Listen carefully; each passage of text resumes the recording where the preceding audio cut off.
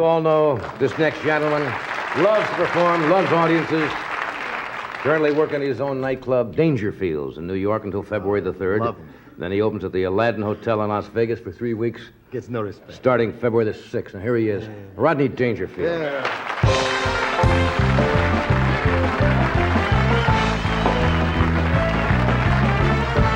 Wow, what a crowd, I'll tell you all right. You know that? Now, I'll tell you, I'm all right now, but last week I was in rough shape, you know? I mean, last week I told my doctor I want a vasectomy. He said, with a face like mine, I don't need one. And I tell you, nobody likes my looks. My mother would kiss my brother goodnight and scratch me behind the ears.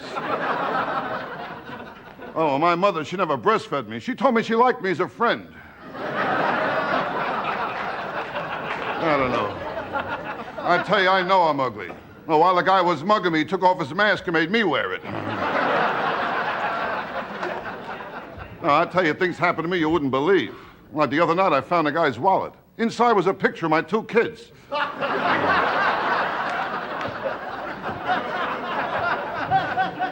tell you, life isn't easy. Now, last week, my wife's father, he moved in, has electronic pacemaker. Every time he sneezes, the garage door opens. I tell you, my house, I could never relax. I got a dog. His favorite bone is in my arm. I got a dumb dog, you know. It took me 2 years. I taught him how to sit. He forgot how to stand.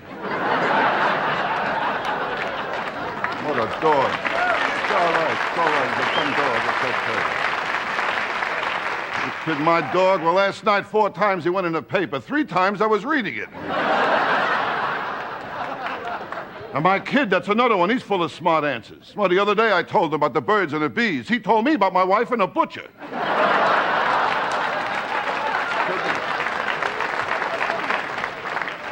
I don't know. I tell you, I meet the wrong people. That's my trouble. Like last week, I met the Surgeon General.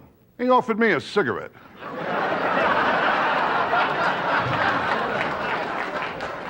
I tell you, nothing's going right. My neighborhood is getting worse. Well, I went out, I bought my wife a rape whistle. She says it don't work. No one shows up.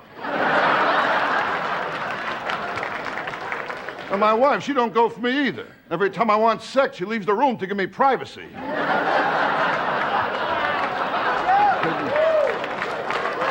No, I tell you, my wife always gave me trouble. Why, at my bachelor party, she was in the movie.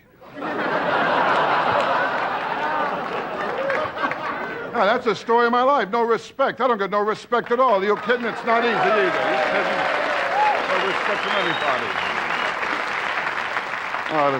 This afternoon, I was in a bar. They told me to get out. They wanted to start the happy hour.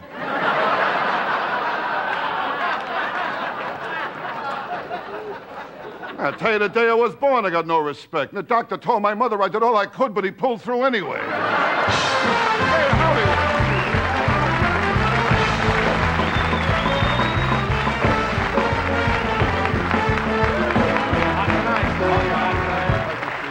Thank you very much. Beautiful people. What a crowd, huh? Lovely crowd, lovely crowd. Good audience. I always have a lot of fun in California. Nice people here, you know. There's something about California. As soon as I get here, I want to drink, make love, have fun. It's not California. I'm away from my house. That's what it is. No, but I'm working. I'm trying to lose weight. You know? Really? Oh, it's tough, I'll tell you that. I lost some. I got to lose more, though, because I was fat, Johnny. I was too fat. Fat, huh? You kidding? I was so fat, I got my shoes shined. I had to take the guy's word for it. I mean, you know. Hey, I'm working over here. Hey, yeah. No, it's all right, but I've been keeping busy, you know. Yeah. I've been What have you working been at a doing? club now, and I finished there Saturday, and I'll be in the Aladdin Hotel for the rest of February 6th, and March. I'll be back in Dangerfields. Be in Dangerfields in April. Be in Dangerfields in May. Maybe forever. I don't know, you know. But I'm looking forward to Aladdin Hotel. A lot of fun there. Lola Falana. I'm working with Lola is that Falana. right? Oh, she's a sexy girl, isn't she? Sexy, a yeah. lovely girl, you know. And Aladdin's a nice place too. A lot of action over there. You Really? know? Oh yeah. And well, there is a lot of action in Aladdin Hotel. Oh, it's so quiet. I feel like E.F. Hutton just spoke. You know?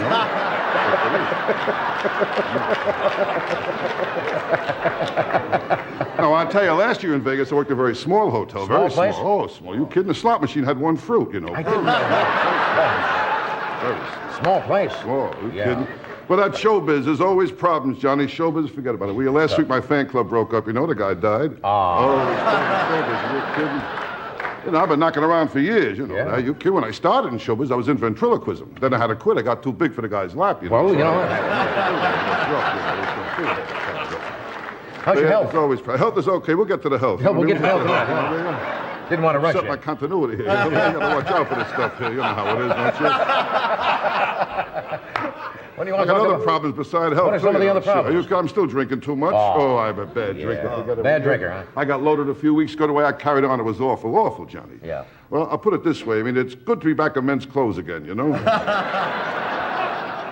You really flip out, huh? I tell you. I mean, I want to relax. I can't relax. You kidding? I tried sniffing coke. That didn't work out either. I couldn't get the bottle up my nose, you know?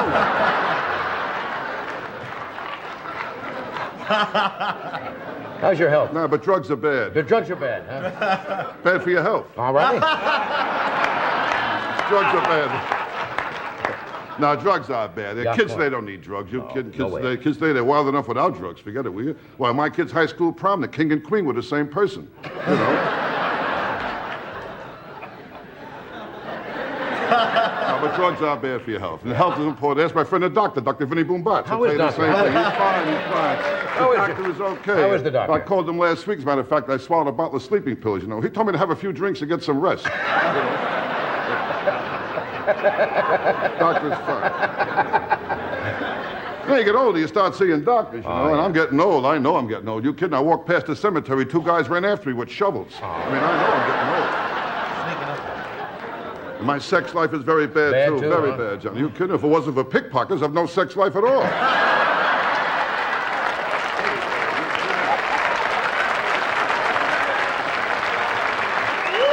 I'll tell you, Johnny. Yeah. I tell you, my life, I have steak and sex the same way. Very rare. Very rare. Kid, I'm a bad lover anyway. A bad lover, I'll tell you that. I caught a peeping Tom booing me. Now, I'll tell you, Johnny, girls who like me are getting older and older, older. And I took out one girl. Who was she? Oh, she was old. Ooh. How old?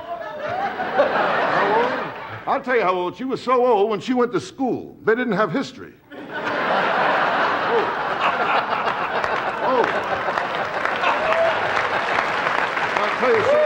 I'll tell you something else. She was fat, too. She was fat? She was so fat, she got in the scale, the card came out, said 1 at a time. She was fat, too. Now, I'll tell you, this girl was old, fat, and ugly. Yeah, ugly, too. How ugly? I'll tell you, she was known as a 2-bagger.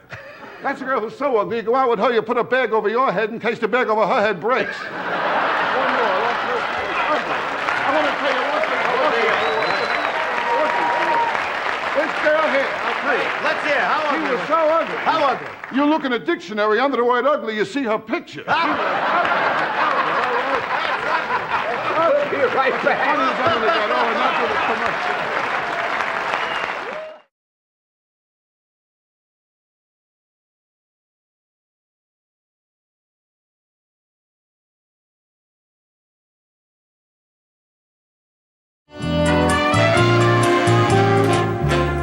I've been a fan of Art Carney's ever since the first time I saw him perform. He's a fine comedian, a fine actor, and he deserves a nomination for his the Golden Globe Award for Best Actor of the Year for his performance in the film Harry and Tonto, which is also for the Best Film of the Year. Would you welcome, please, Mr. Art Carney?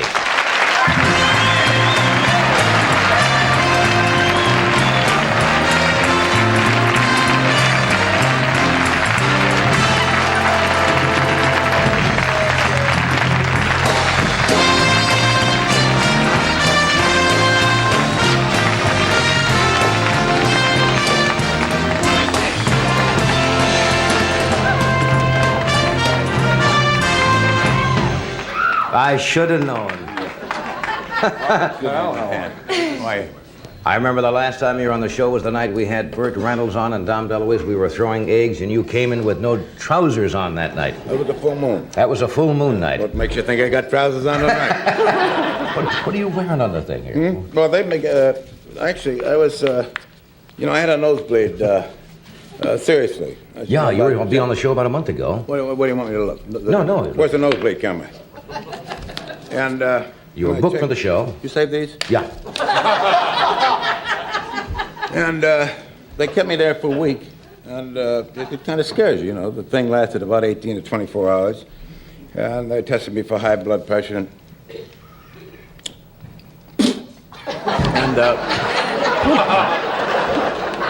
I'm on medication now. Good. Have you got any extra? Yeah, you want to? Doesn't bother you a bit, huh? No. And they got me a room near the hospital, and they seriously, they put me on this high blood pressure medication that has affected me a little bit. I get the dryness in the mouth, so I carry these Little cough drops. the cough drops. Right. No, you missed the pocket. I beg your pardon? You missed it. Let me see. Oh, while they were there, they do something for a nosebleed. There's a vessel. Look, you're not gonna top Ann Margaret no matter what you do.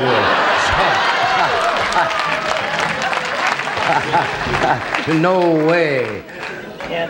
No, but that's true about the nosebleed, and it was kind of a serious thing, right? And it scared me. Anyway, Luckily, they have a hospital right near NBC here, St. Joseph Medical which Center, they had to put in when they put in the commissary. It was also a law. I think that there has to be a hospital within a reasonable distance.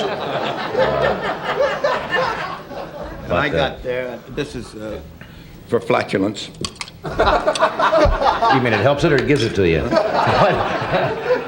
And they got me a room near the hospital because, in case the thing flared up. And I was watching the show a little while ago, and Shirley called me up and said somebody had to drop out or something. Would I get over here? Well, this is the way I look at the show every night. And I was lying in bed there, and actually about 15 minutes ago, I was thinking about Moose's meatballs. You had a yearning for Moose meatballs. I called up the deli, said, "Do you send Moose's meatballs to go with the raisin cake toasted and coffee light?" And I said, "No, they didn't." So I get over there, and I saw her dance, and I just stopped thinking about Moose's meatballs. Yes, gotta pick you up. Did you look good? You look in I beg your shape. pardon? You look good now. Well, I had a hot flash about 10 minutes ago. It brought a little color to your cheeks, didn't it? So anyway, I did what I could to get over here as fast as I could. Well- I'm sorry about the outfit, but No, I think you look stunning. that's the way it goes. I think you look stunning. How do you feel generally? You get things occasionally? I feel pretty good now, and I lost weight, and I think one of these pills that I take in the morning is a diuretic, which, it takes the fluid. Takes out of your water, system, yeah. Everything like that. And the other four are yellow. They move. They're moving. Moving pills.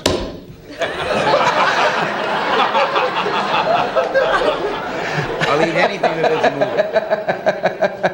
But they do. Then the doctors always say, after a couple of weeks out, it'll level off. It's like when I had some oral surgery done about 3 months ago in New York and required 8 or 9 stitches. And I got a thing called paresthesia. And they always give you a little pamphlet, about the cotton and the gargling, everything like this. And they said a little numbness may occur from 3 to 4 days after this operation. Don't worry about it. Yeah. Then there's a dash, and then they say, then again, it may last 3 to 4 weeks. 24 weeks. My brother's a dentist, and he knew a fellow that lasted 2 years, his paresthesia. So all this was numb inside and out. I don't know why I'm talking about my ailments, but I'm actually a pretty healthy man, and I've had things like, these are all legitimate ailments called Osgood-Schlatter's disease. Osgood-Schlatter's disease? Yes, that's a bum knee. That's a knee that I got in football. Why? I've got a thing called angioneurotic edema. Edema is fluid in a... Right, angioneurotic edema. Now, you can get, the first time I got this was in the lips, and the lips swell up like that. I've had it in the eyelids, in the ears. You can get it any place.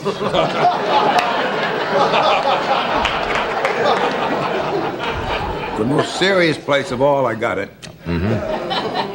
was in the throat, really, in San Francisco. I was on the road doing a play, and opening night, this thing started to swell up. I don't know, it's partially allergic and this and that and everything. So that's Yeah, and it swelled up.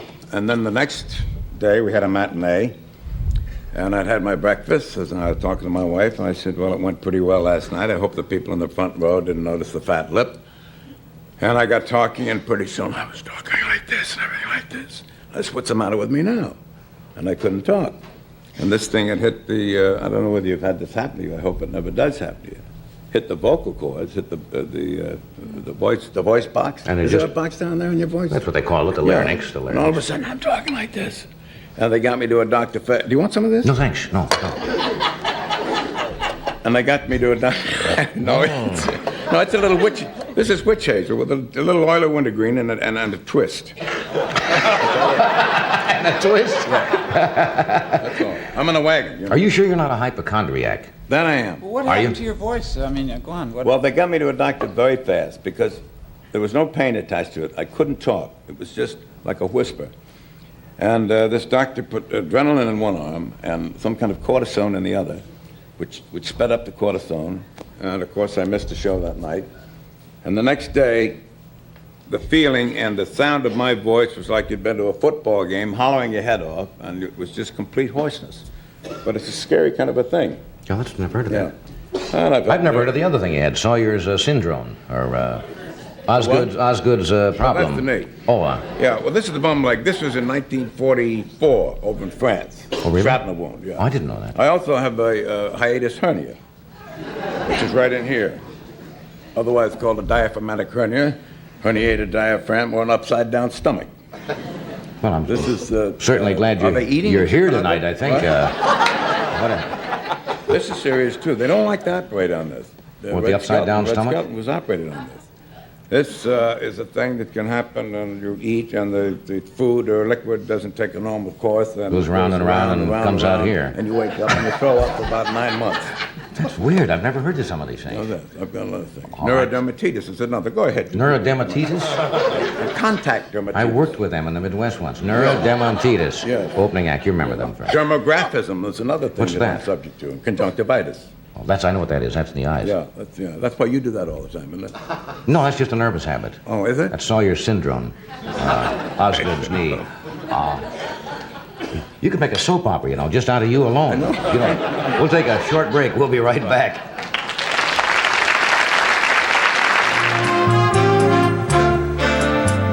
One of Mr. Carney's very talents is playing the piano. We have a piano. Wishing I could play the piano. Well, you Real play well. frustrating. You play well. Would you like to noodle something for us? Certainly.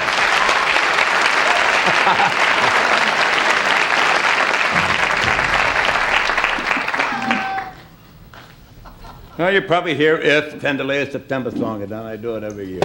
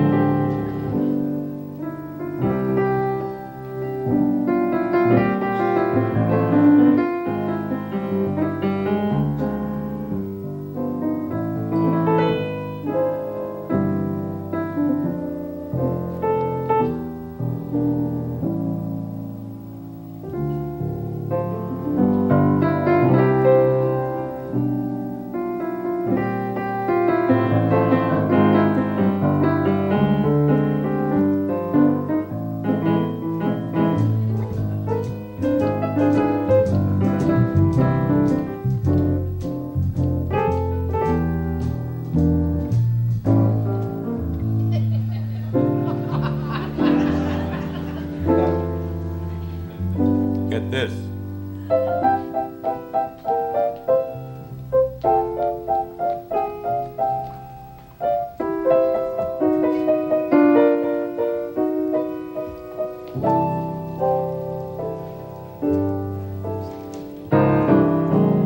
Chord.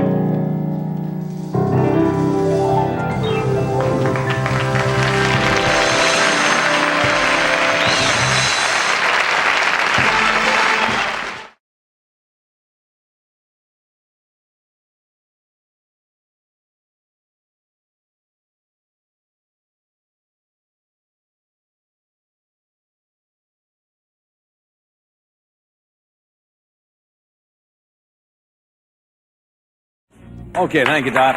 My next guest. My next guest is named Louis Anderson. He's a comedian. He's making his first appearance on national television. And he's going to be opening tomorrow night in Las Vegas, the new Comedy Store. at the Dunes Hotel, and he'll be there through Sunday night. Would you welcome, please, Louis Anderson. Thank you very much. Thank you very much. I can't stay long. I'm in between meals, so bear with me.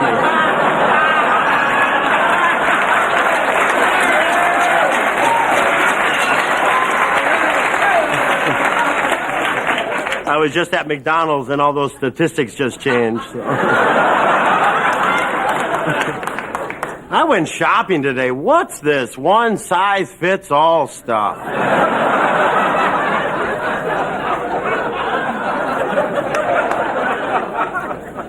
Being in California, being fat, and try to get into this California life. Went to the beach the other day. Every time I'd lay down, people would push me back into the water.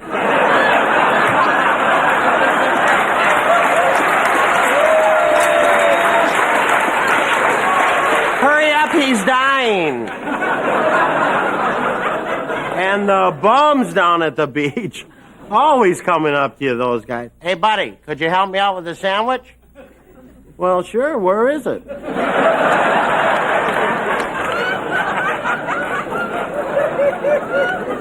Of course, what brought me to California was the Olympics. I was tried every event for the Olympics.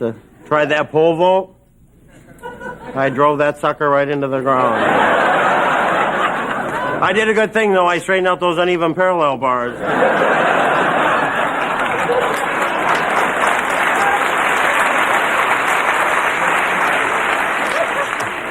Broad jump, killed her.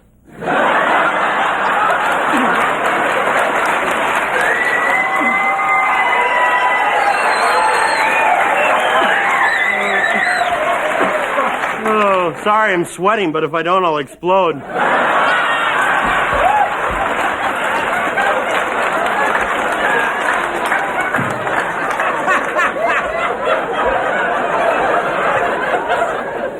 My favorite thing is when you go over to someone's house and you're fat, they overcompensate.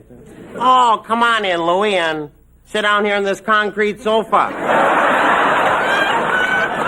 Or the reinforced steel lawn furniture.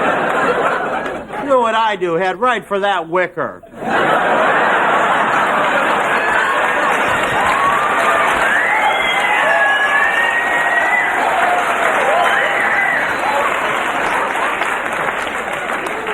Oh, boy. People say, Louie, why do you do those fat jokes? Because if I didn't, you guys would sit out there and go, do you think he knows he's that big? Like I woke up one morning, oh, no. Honey, get in here. I am from Minnesota. Any Minnesotans? Could I get a ride home with you? Where would we put them? I love Minnesota. We go back every year. It's a great outdoor state. Do a lot of camping. Of course, when I go camping, the bears put their food up in the trees.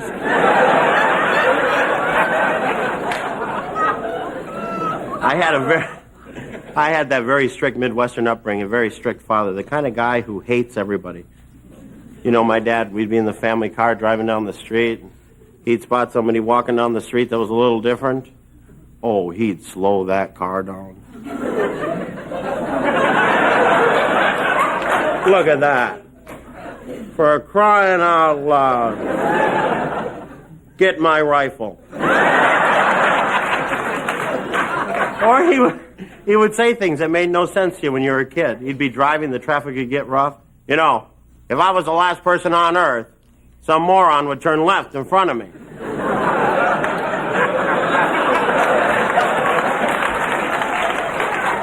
And when he'd say that, too, if I was the last person, you'd always turn to your brother and go, wish he was, don't you? My dad, I heard that, damn it. You kids want to walk home from here? Well, yeah, it's only a block. Don't get smart with me, or I'll drive you 10 damn miles and drop you off.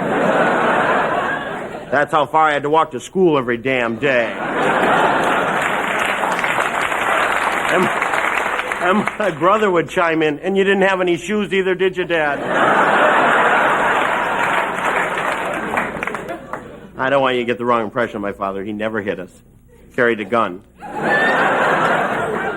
Well, he never shot it. He just go. Very effective, I'll tell you. I loved hassling my parents. I had a younger brother, of course. That's the easiest way. because you don't have to hit them or anything. You just get up in the morning, you go down to breakfast, you look across the table, you do this. You do that, you'll hear this every time. Mom, Louie's looking at me again. And you love that because you go, oh, is it against the law to look at people? Look at Mom, does this bother you?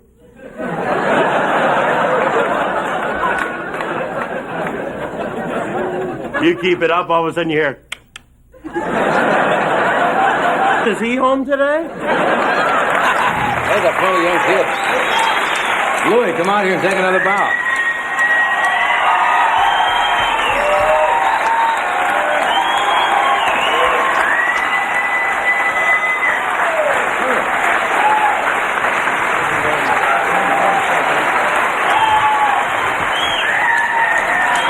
Louis Anderson. We'll be right back.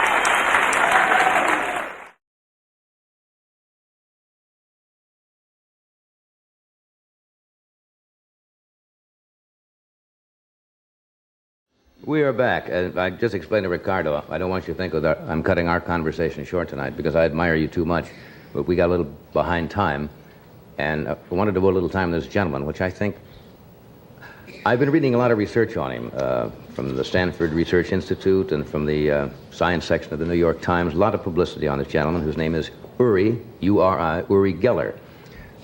He is from Israel, and he's been the subject of a lot of study and quite a bit of controversy. He says that he claims to have been born, as I understand it, with the power of having psychokinetic ability, which is the movement of objects by sometimes not touching them by the mind, but without any physical touching of the objects. He has been on shows where objects have bent, things have broken just by touching them. And he's most interesting. And I tend to be sometimes skeptical, which may not be fair to him. You should probably have an open mind on this. But I would like to mention that he will be at Houston, Texas on September the 20th, and New York City's Town Hall on the 25th. And we hope we're going to see some rather astounding things tonight. Would you welcome, please, Uri Geller. Nice to see you. Thanks. We have only met... This scares me. This scares you? Well, this is we just got some things together here, and as I said, as you progress and do what you want to do tonight, well, Right. you can tell us what you would like to try, and we'll leave it up to you. I'll try when I'll really feel up to it, okay? That's what I understand. I have seen you on television before, and you say that sometimes you have to be in a certain frame of mind. You sometimes will pass on a particular experiment because you're honest and say, I don't feel it, or I am not getting the thought. Is that true? That's true. I really have to be in the mood to do things and have them happen. Mm-hmm. And many times nothing really happens. Right. And it doesn't matter if I'm in front of 3,000 people or 10 people, I do my best. And of course I'm really talking about time now. Mm-hmm. For instance, if I had time to bend a nail, an hour, 2 hours, or unlimited time, then it'll happen in the end. Mm-hmm. And it's really not only up to my mood, but up to the people who are, watching it and wanting it to happen. And that's it. Now, a lot of people, you run into this, I'm sure, all the time. Most people, if they don't understand something, tend to be very skeptical. Yes. It's the unknown. People always kind of fear sometimes the Right. unknown. You say, of course, there's not any trickery involved in this. This is some kind of ability, or I think as you phrase it, a strength or power that seems to come to you or given to you? I call it a sort of a power. I have no specific name for it. Mm-hmm. I know that things that are moved without touching them or bent are called psychokinesis. Right. And telepathy is telepathy.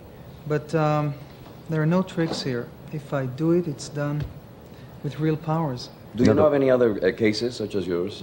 Well, I heard of many people who do telepathy, Mm-hmm. but you see, I'm also a skeptic. I mean, for instance, if you'll tell me that there is somebody you know and does it, I'll also want to see to believe. Mm-hmm. Yes, I'm sure there are other people.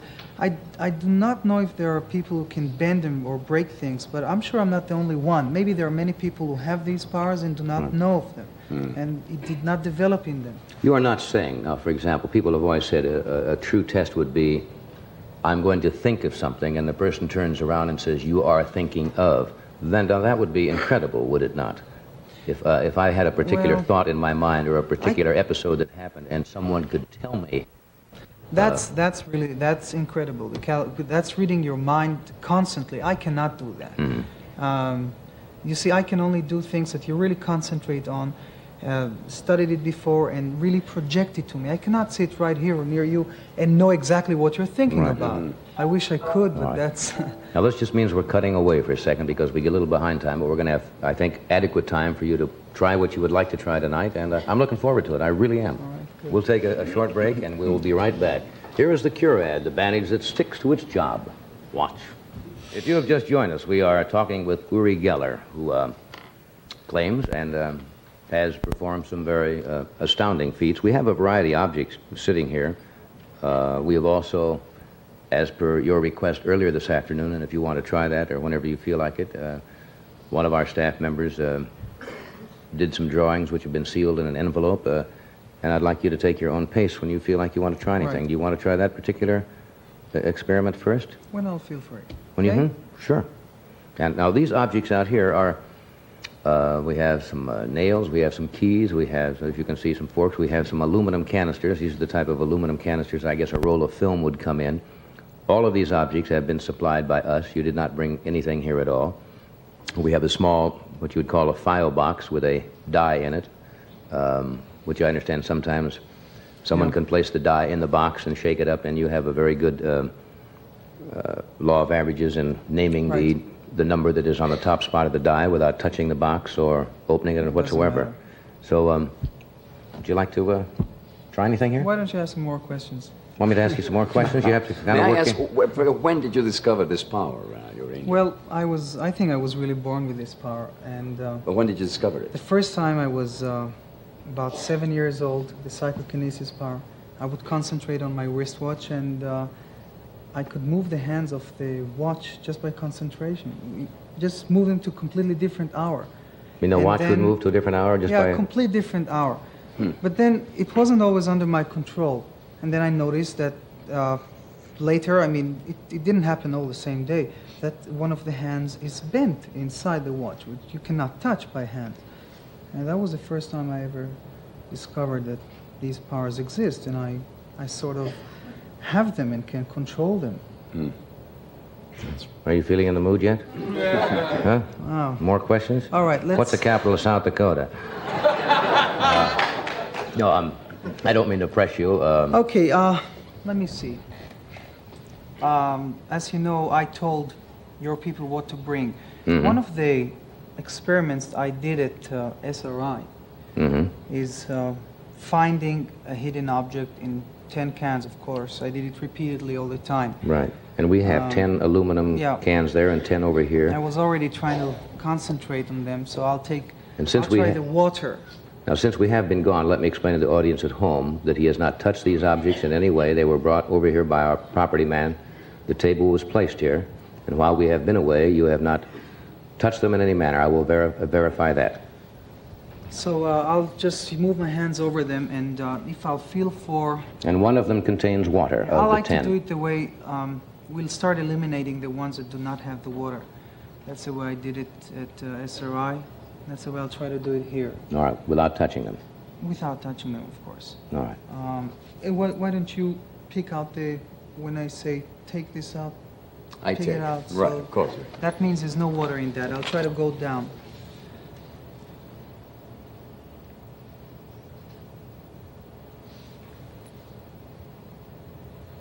Now, what I do now is try to have a sort of a feeling where the water is.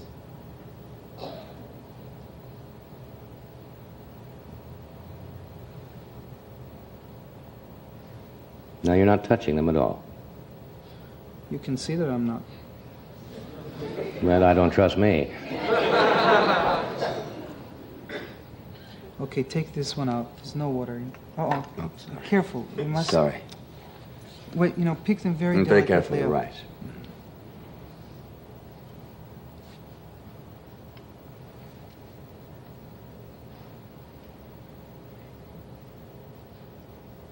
Some people call it a sort of a water roulette.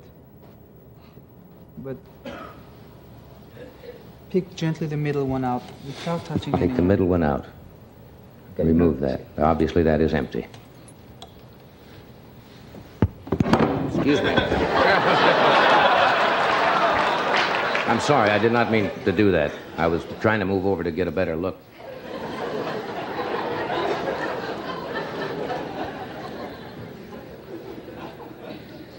He is really suspicious, you know. I'm having a hard time with you. I don't mean to be, Yuri. I really No, don't. just keep looking. And I'm telling the viewers, if I miss, then I miss. I won't pass here. Usually I pass if I don't feel for it. But if I'm wrong, then I'll be wrong. I'll also be a little disappointed, but that's the way it goes if I'm pressed.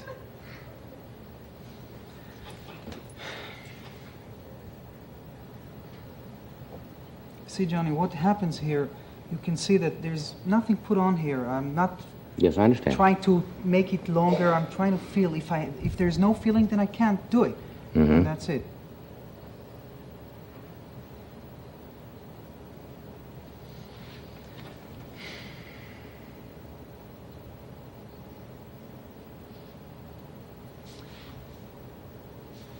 Wait.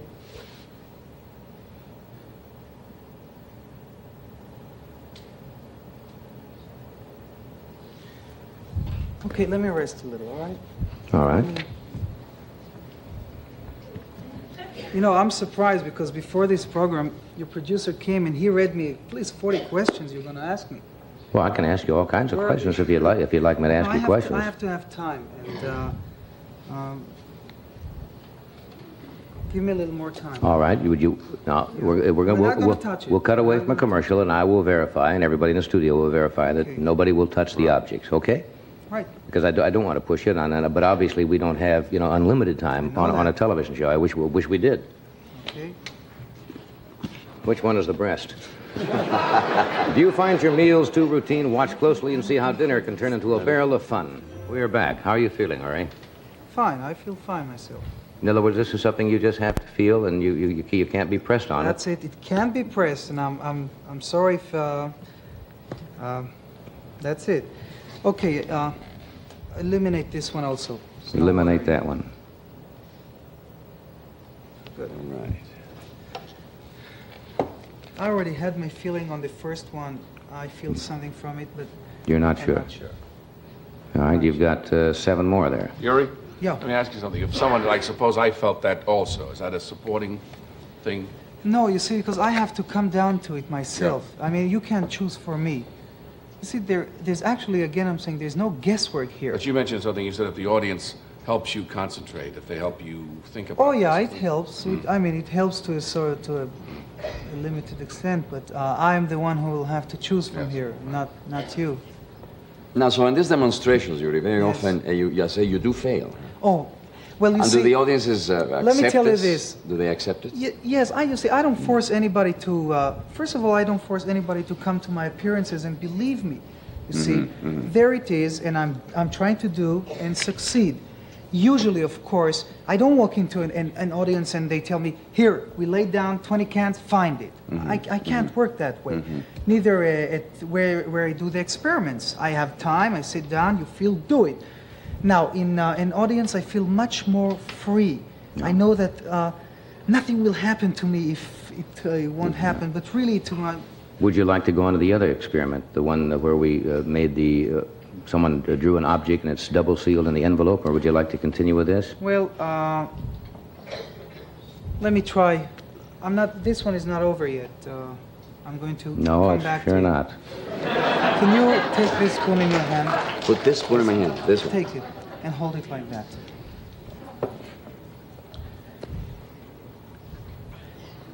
Hold it no, open it and put your other hand on it, gently, like that. Or I won't touch this. No, turn it back. Otherwise, we lift your hand, and lift your hand and put your finger here. Now, I'll put my hand over your finger. Tell me if you feel, and press it like, feel the whole. Tell me if you feel anything coming from my hand. You have here something written on your hand. Yeah. It Is was that a name that I didn't remember? want to forget, yes. that I never used. I hope I won't bend this never- man, whoever he is.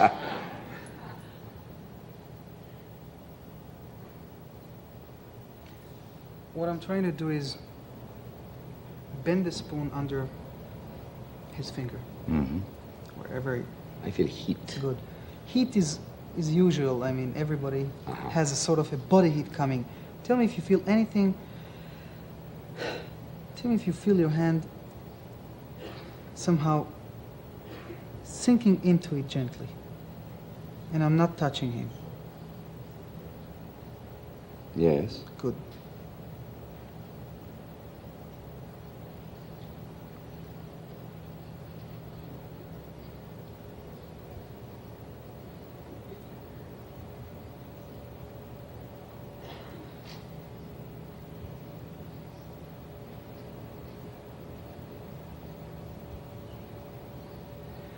Okay, gently lift. I'll hold it here. Gently lift up. You see if it's bent there. Yes. Yes, it is. It is. Yes. It's bending more. Can you see? It is very much bent, I can say. Now, where? It was very Now, straight. no, it was straight. I hope the camera can focus on this. Oh, it's. Yeah. It does look like there's a slight No, bend in it'll it. keep bending. It bends more. Usually, it bends more after it happens. And this is what if this is one of the thickest point of the spoon. Well, you can definitely see and feel it. And you felt it. Yes, I sinking did. somehow? Yes, I did. Okay, now, of course, this is not a big bend, Johnny. Before the show, one of your video man brought me a key, and I did it for him, completely bent to, I'd say, He showed it to me, 40 yeah. degrees. But there, I'll put it here, and it'll keep going. Look, Do we have there to- I had no, Can we cut away again and still come back here? yeah, okay. Okay, we'll be right back after another word from one of our sponsors. All right, we are back. Uri was telling me you don't feel what, strong I tonight? don't Is that? feel strong. It's not all tonight. Right now, I'm feeling being pressed, and then I can't. Well, I I'm not can't trying do to my press thing. you. I really not. No, you're only I'm- telling me, well, will you try that or that or that? Well, I thought that was the idea of. No, I'm not. No, I'm not trying to put you down. I didn't mean that patronizingly at all, because I have seen you on shows, and I thought the idea was to show, if you possibly could, some of the things that you claim you can do. And I certainly don't want to press you. And if you don't feel like you can't do it tonight, or don't wish to try, I certainly don't want to make you feel uncomfortable. I'm not trying to be skeptical. I would love to see these things. I really would. Right. Is there anything else that appeals to you? Now, if I'm pressing again, well, for example, now you asked us before the show and this afternoon for one of our staff members to draw on a couple of cards and seal them in an envelope, which we have done. Yes. Well, let me tell you again. This didn't bend much, and right now here I'm stuck. I don't feel for it more, so I don't want to be stuck either on an envelope. I'd rather tell you that many people are skeptical about these things. They see something happening, and then they want to see it closer and closer. There have been many people running and saying that they can duplicate what I do. Well, I can only say that if I'm on stage and people see me from far, they can always say that there is some sort of a sleight of hand Sure. or trickery here. That's true. But I've been working with science quite a lot, and by doing what you see here under controlled conditions, because this is not a controlled condition. And what do you mean? Well, this is not a controlled condition. What I mean is, for instance, in experiments, it's covered with bell jars, and there are cameras running, and many scientists looking at every point, although you're trying to do the same, but this is really not a controlled condition. But again, it's quite difficult for me, and I won't go on something that I don't feel strong for. All right. Well, it doesn't leave us much, does it? We do have 3 empty canisters. Yep, we have 3 empty canisters there, and we have 7 over here, and And the bent spoon. That's spoon. a spoon that's got a slight bend in it. No, I'm not trying to be It's all right. patronizing at all. I wanted this to be of great success Johnny, tonight I feel for you. very good. I feel very good. Okay, we'll take a break and we'll come right back. Well, Uri, I don't want you to feel bad about this tonight. The monologue doesn't work every night either. And maybe Thank it's... you. I don't feel bad about it. It Maybe happens to me not once, but it happens quite a lot when Yeah. I cannot perform and do things. Would you like to try it again some evening if you want to? Yeah, I mean, you guess, could. I'll be happy to extend an invitation to you. You know, Johnny, just to finish that, this was quite an important appearance for me here tonight. And really, in other places, I felt real good. And I knew I could perform things. Because maybe this was and is an important appearance for me tonight, I might be blocking myself. And I want to tell you, you know, people ask me, are you nervous before coming in and sitting here? I was very nervous tonight, really. Maybe I can say my first time that I was really nervous appearing. I heard about you when I was a little kid in Israel. So Well, look, for me, it was important. We'll love to have you come back again sometime. Okay, thank you. Really? And don't be disappointed. I will. I'm not. Okay, fine. Ricardo, thank you. Tomorrow night, Dom DeLuise, Edie Williams at 3 Degrees, and swindle expert Bob Rosevsky. Good night.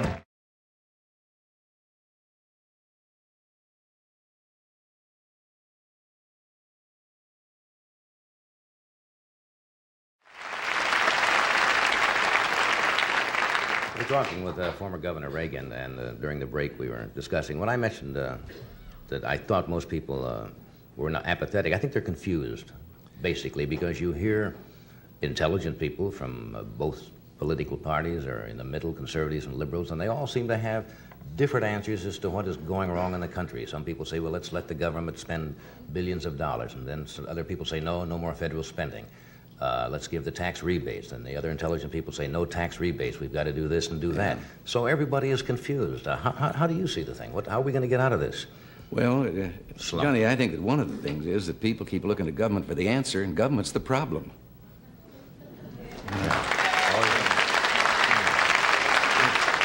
A moment ago, you asked, about people and feeling not only confused, but low and down in America. First of all, the American people, if they would just take a little inventory and look around, you triple our troubles, and we're better off than any other people on earth. And we've asked so much of government, and we've gotten in the habit over the last 40 years of thinking that government has the answers. There's very little that government can do as efficiently and as economically as the people can do themselves. And if government would shut the doors and sneak away for about 3 weeks, we'd never miss them. Now, if the people want to be Anybody you had cheered in up- mind particularly? No, I said this while I was in government. Okay. Our biggest problem is that we have built a permanent structure of government, federal, state, and local. The permanent employees, and they've come to the place that they actually determine policy in this country more than does the Congress of the United States. Mm-hmm. There are 14.5 million public employees in the United States. That's quite a voting bloc.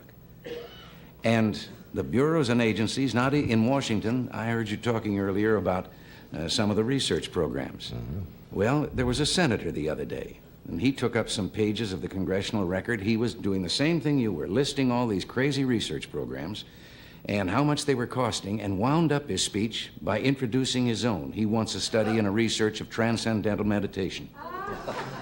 So, there's a state senator in Michigan, and he just found out the other day they got a $93,000 study on whether chitlins are bad for you.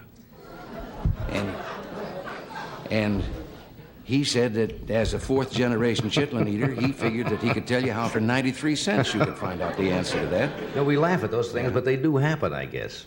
Oh, listen, you had some beauties and there's some others. What would you say if I told you about a study in which this was called the demography of happiness? And in this study, the government found out that young people are happier than old people. And they found out that people that earn more are happier than people that earn less. And they found out that well people are happier than sick people. That's good. Well, I'm glad This to was know that. $249,000 to find out it's better to be rich, young, and healthy than old, poor, and sick.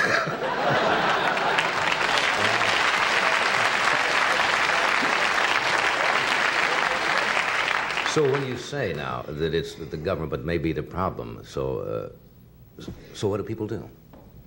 They have to look to somebody, and you say if they look for themselves, that's it may be good advice. But how about somebody who's on a Social Security pension or a pension they're trying to live on $150 a month? They have to look to somebody, I guess. Yeah.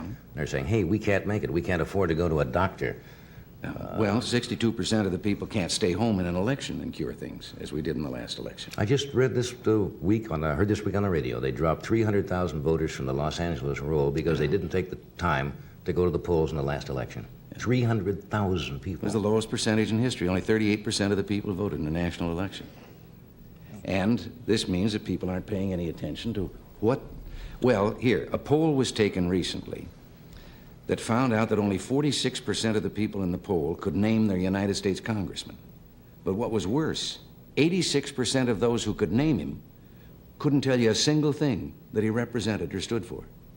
They just knew that he represented the state. But he was a congressman, but what's he doing while he's up there? And the same is true at the local levels of government and all the rest. But so you're saying people really have to take an active interest, and you have to have citizen action groups locally and let them know. See, the special interest citizens, groups. Now, the special interest groups aren't, as everyone thought, big, powerful business interests or something that are going to persuade government to do things. As a matter of fact, I don't know anyone with less influence today in government than business. They're just a convenient whipping boy. But it's the groups that have got a particular axe to grind. You can't have a power plant because it might interfere with the seagulls. Now, I think I'm an environmentalist, and I do not agree with those people way over on the edge who pave the whole country over in the name of progress. But also, I don't like those on the other extreme that won't let you build a house unless it looks like a bird's nest. Someplace in the middle, we got to allow people our ecology too. Right. Well, this kind of group, and they want their particular program. Hundreds of dollars have been added to the cost of an automobile, putting gadgets on it to clear up the air. We're the only country in the world that's set out to do it that way. The automobile industry, over and over again, told government if they give them more time, the answer lay in making the motor more efficient and making it burn the fuel better. And when they were given the limited time, there was only one thing they could turn to. That was the add-ons that you had to go. And the verdict is really kind of still out on those, whether they're going to add more sulfuric acid to the air or not. Yeah. What do you think's going to happen? Now, you've been asked this question. I'm sure you knew that I might possibly bring it up tonight. There's an election coming up. You're out of politics now, but you're speaking, and as I say, you're going around the country. Do you envision a possibility, say in '76, if the convention, say, was deadlocked? I'm giving you all the theories and so forth, and the conservatives took over possibly and got control of the electoral process, and they couldn't quite make a decision, and they came to you and said, Governor Reagan, we can't decide between Mr. Ford and Mr. Rockefeller. We're divided. Would you like to go to the White House? You remember that answer I gave you about the CIA? Yeah. Oh, come on. No, I won't buy it. I'm not going to buy it. No, I can understand the CIA now, but No, I thought that was delicately phrased. Yes. Verbose but delicate. Yeah, verbose but delicate. No, I think it's an unanswerable question. I don't think anyone, in view of the things that have gone on the last few years, knows what's going to happen in the next 2 years down the road. I think that everyone should hope and pray that people are there will do the job so well that there won't be any question about it. Because if they do, then everything's all right with the rest of us. Do you think they're doing their job well? Well, I agree with some things and disagree with others. When they give me a choice between a $53 billion deficit in the budget and an $80 billion deficit, when budget deficits are what's causing inflation, I don't see that there's any room to be on either side of that argument. Yeah, I think the answer to curing inflation is a balanced budget. Now, how do you do that? I mean, how do you balance the budget? Well, balancing the budget is like protecting You don't spend more than you take in, right? Yeah, it's like protecting your virtue. You have to learn to say no.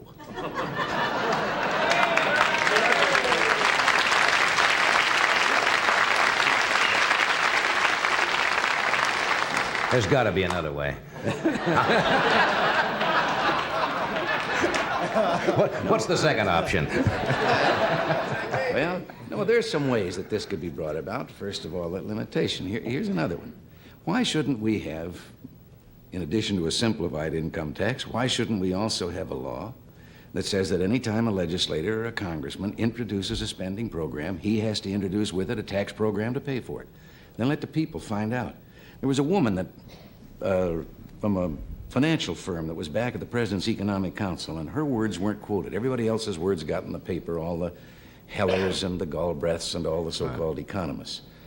And I have a degree in economics, so I can say this. I think an economist is someone who has a Phi Beta Kappa key on one end of his watch chain and no watch on the other.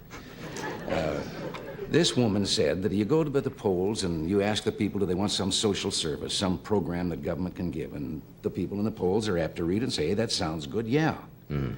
But she says that isn't exactly accurate. She says put a $100 bill in each person's hand and then show them the program and say, now, isn't that a nice program? Do you want it? Give me the $100. And she says, see what the poll says then, and how many people hang on to the $100 instead of the program. In other words, if it's rather hidden and someone doesn't know exactly where it's going to come from. All the government programs start $1 down and we'll catch you later. And they multiply all of those things that you were... The Office of Management and Budget in Washington, that's responsible for the budget, putting the budget together, cannot even tell you how many boards, commissions, agencies, bureaus, and departments there are in the federal government. Yeah. But all of them can pass regulations, and those regulations have the force of law. And the difference is, when you break the law, you're innocent until proven guilty. When you break a regulation, the fellow that charges you with breaking the regulation, you're guilty.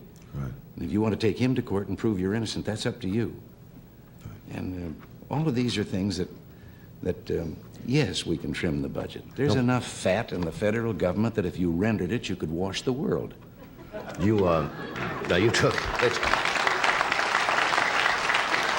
took a poll of the American people the past week, and I think 78% or something, around 75% were opposed to more military aid to Vietnam and Cambodia and Southeast Asia in general. And yet the administration was trying to tell the American people that a couple $100 million or $222 million would make some kind of difference, or that the government might make it. And how do you feel? Do you think that that is a lost cause in a way? I think people can see humanitarian, for children, hospitals, et cetera, medical supplies and food.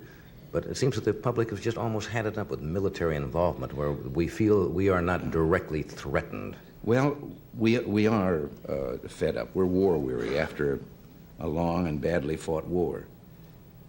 On the other hand, and this is one where I'll probably lose a lot of people because it isn't popular or political to say this today, when we withdrew our troops, we made a ceasefire, a peace agreement, and it was based on supporting the non-communist forces in Indochina on a basis of one-for-one replacement. Every bullet they expended a bullet to replace it if the communists violated the ceasefire. Mm-hmm.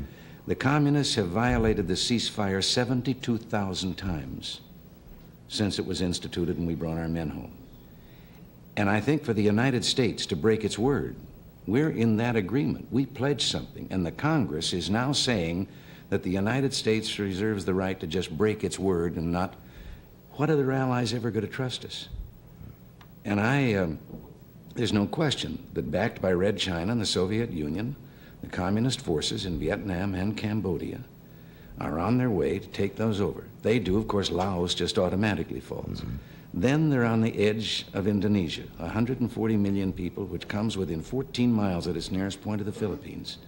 The domino theory is in existence. Is that still a viable theory, do you think? And yes, it is. And I could see the United States one day being very, very lonely.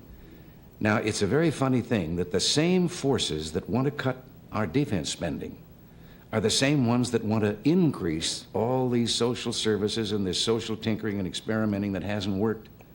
And every time it doesn't work, they just impose a more expensive program on top of it. I think the American people, if they really look at all the facts, yes, we want fiscal responsibility. But I think we also want a country that is strong enough at all times that we can say to any adventurous guys over there on the other side of the water, you better look twice, brother, before you start getting rough. Yeah. That we can take care of ourselves.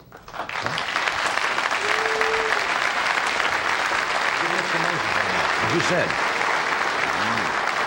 As you said, even before you made the statement, that would probably get mixed reaction from an And I audience. can understand that. People aren't, and it's hard to understand how maybe your interest is involved 10,000 miles away. But Russia seems concerned that their interests extend all the way to Cuba and to South America, to Chile and to other countries of that kind. And they're the ones that have said they're going to impose their way of life on the rest of the world. We haven't said we want to do it to the rest of the world, our way. Let me ask you one more question before you go. Let us assume that there's a third party, that neither party seems to go. Yeah. You like this approach already, huh? And they're thrown into disarray, as they say, and a third party is formed. Would you think that'll ever happen in this country, where a third party will be a major type of alternate to what we have? Well, I'd still prefer to see a revitalization of the two major parties we have, because the two-party system has served us very well. Third parties have a notorious way of not being successful. Now, the Republican Party, some people say, well, that was a third party 100 years ago when it started. It actually wasn't. It was a second party. The Whig Party had shrunk and shrunk, and then the remainder of the Whig Party said to two other groups that had formed parties, hey, want to get together with us? They changed their name and called themselves the other party. And so it was, in effect, the Whigs just disappeared. It was a new second party. Maybe this is time. Maybe it's time for realignment between people who might find themselves in the wrong parties. Maybe there are some people still voting. I was a Democrat most of my life. I became a Republican only not too many years ago. And I had the pleasure of telling some of those people that are saying the Republican Party ought to broaden its base the other day that when I switched parties, I didn't do it because the two parties were alike. I did it because they were different. And I think that the two parties ought to stand up as to what they represent, what they stand for.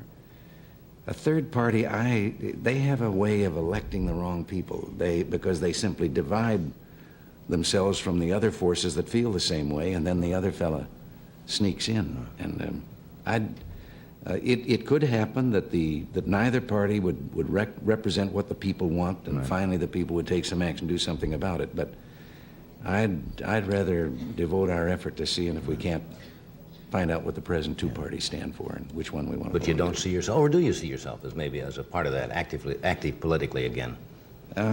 I certainly don't give up, do I? Yeah, you sure don't. I wish I could think of a good get-off line. I have Lawrence Spivak's old questions, you know, for that. Nancy, you know, said to say hello tonight. She thought it was great that we're both in town at the same time.